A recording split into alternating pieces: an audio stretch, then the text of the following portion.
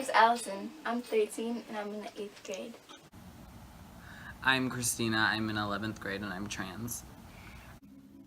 I'm Dr. Thomas Lecoq. I'm 34 years old. I am a history professor here at Grandview University, and I agreed to do this interview, so here I am.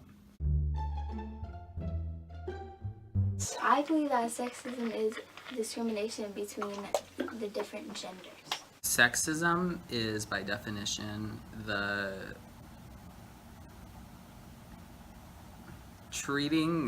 it's discrimination based on sex. Sexism is gender discrimination.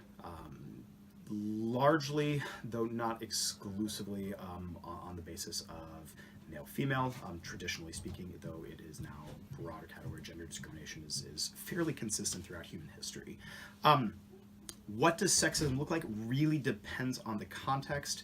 A lot of it based on patriarchal power structures that do exist in almost all institutions in the entire West, if not the entire world, is largely male figures of authority, either abusing that authority to put female subordinates, colleagues, students, etc., into uncomfortable positions. Heading into kind of sexual harassment territory, or simply passing up women for promotion, for hiring, discouraging women from entering certain fields and professions. The idea that there are male and female professions, even as the notion goes away, is a very clear example of kind of sexism in the workplace. The concept of the glass ceiling, that women will rise up to a certain rank within companies, politics, etc., and no further, and then all of the ways we justify that is sexism. And if you look at the kind of arguments that get used in that, it's always these kind of incredibly sexist things like, well, men are workaholics or career focused or work longer hours or et cetera, et cetera, et cetera, neglecting all the structural reasons why that's the case. And I think on a very practical term, in the same way that there are specific examples that we can use, kind of the anecdotal evidence and the kind of very specific case-by-case examples of sexism, institutionally speaking, it's the discouragement of women rising up in politics, professional situations, academia, certain fields, as a way of creating male-dominated space.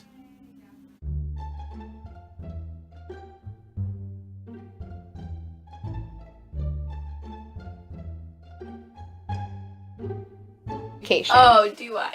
Let me tell you. There is so much sexism in education. Like, if you want, do you need an example?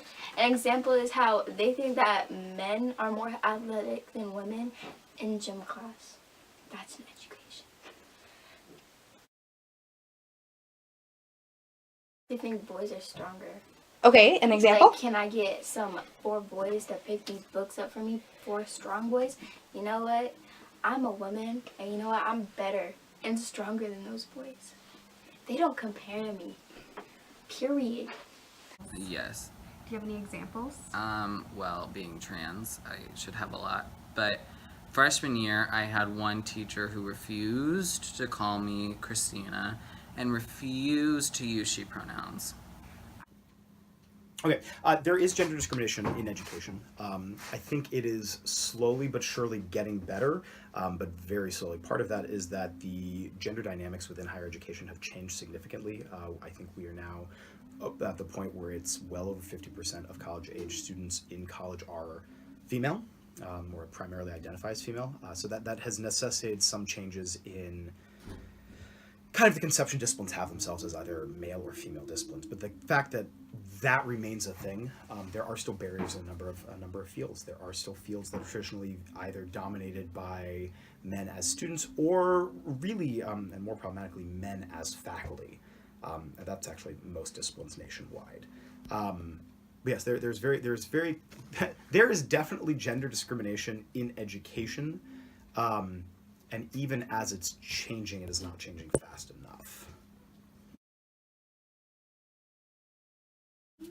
Okay, so the question is, do you feel as though you have a gender bias? Yes, I don't want to pretend to be some kind of mythic superior being. Everyone does have some form of gender bias.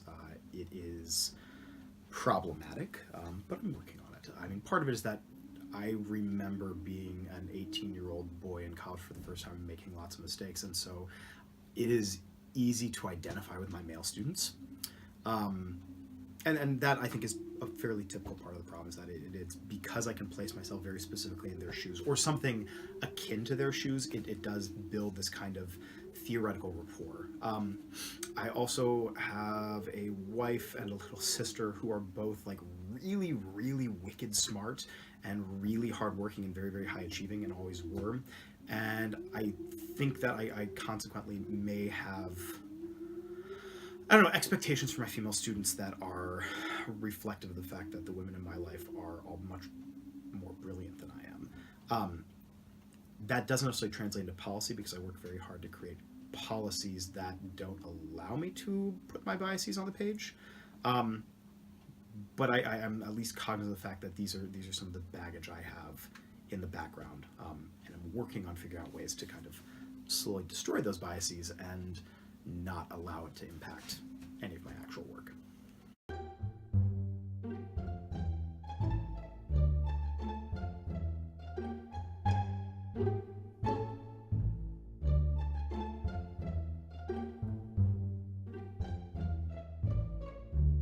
FCS.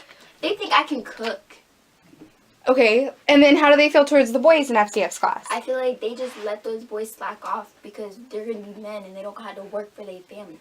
You know what? They have to go get the check, but they don't got to clean and cook. Certainly within STEM, anecdotally, because I'm not a STEM student, but anecdotally it certainly seems that within STEM there are more expectations that men are more suited to it. Same thing I feel like in computer science and math, even though it makes absolutely no sense. But there are just certain fields where there is an expectation that these are going to be primarily male fields.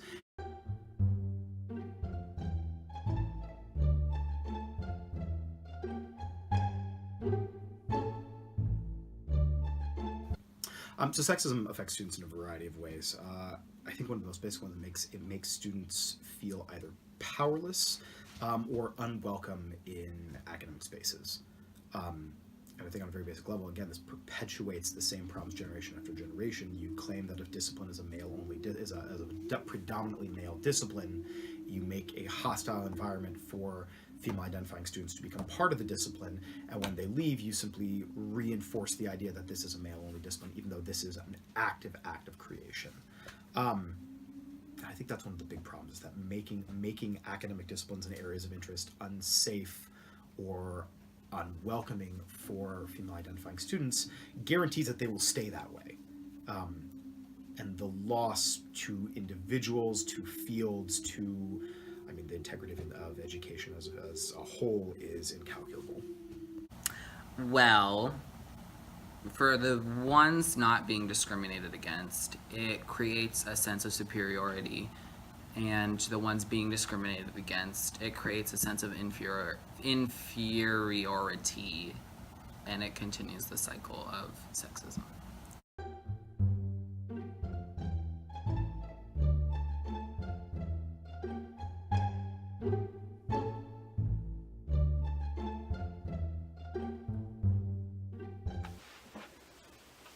Hi, my name is Allison. I'm in... Oh, hi. Hi, my name is Allison. I'm 13 and I'm in the 8th grade.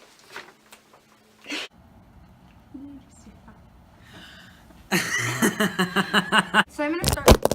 Fuck. What if our interviewees are just like, they don't know what to... What's up?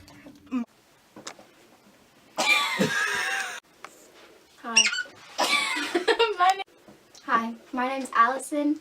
I'm in grade, Hi, my name is Allison Way. I'm almost 14 years old. That means I'm 13, and I'm in grade 8. Hi, I'm Gene. I'm 17, sadly, and, I'm a male. I forgot what you wanted me to say. Are we rolling? Yeah.